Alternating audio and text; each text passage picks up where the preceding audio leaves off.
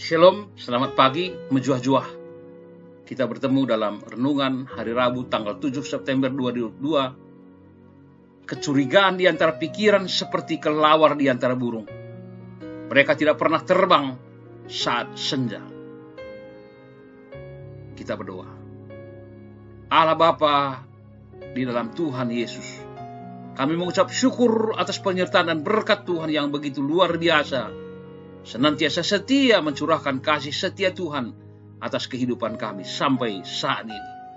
Terima kasih Bapa. Kami serahkan hidup kami dalam tangan-Mu. Dalam nama Tuhan Yesus kami berdoa. Amin. Renungan kita Yesaya 26 ayat 7. Jejak orang benar adalah lurus, sebab Engkau yang merintis jalan lurus baginya. Saudara, dalam nama Tuhan, ada sebuah penelitian mengenai perilaku pengendara di jalan raya.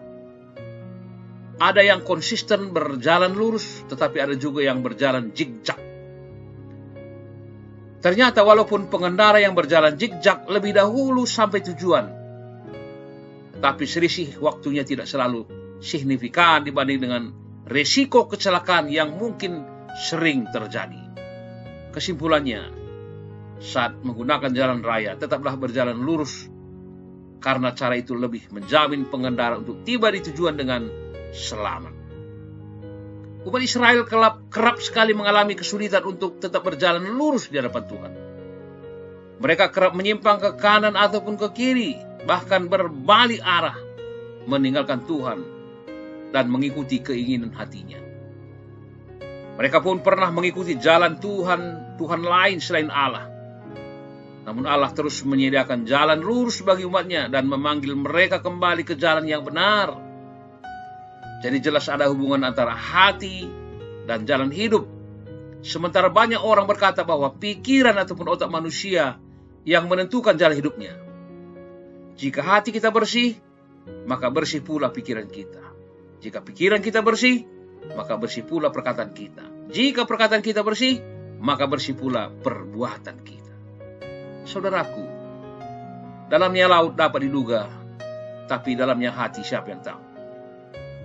Hati adalah salah satu bagian terkecil dari organ tubuh manusia yang memiliki peranan penting dalam diri. Hati adalah master control pada diri kita. Baik buruknya seorang dapat ditentukan oleh hatinya. Karena itu jagalah hatimu baik-baik, sebab hati menentukan jalan hidup.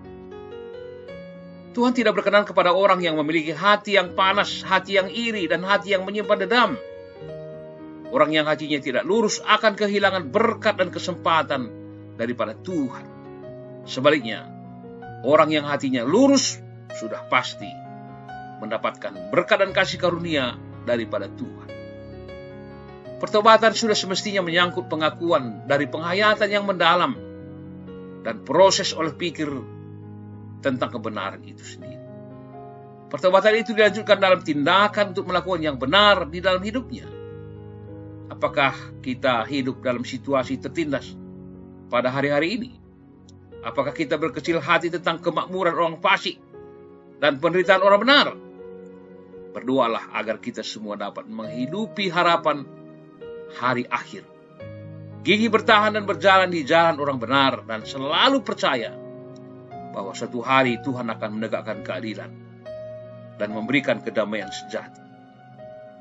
Semakin kita melekat dan hidup dalam tuntunan Roh Kudus, maka kebenaran itu akan semakin dinyatakan dalam kehidupan kita.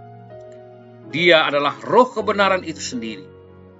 Teruslah terkoneksi dengan pribadi Roh Kudus, maka setiap kita akan menjalani kehidupan, terutama pada hari ini, hidup kita selalu dituntun dibawa kepada kebenaran yang sejati.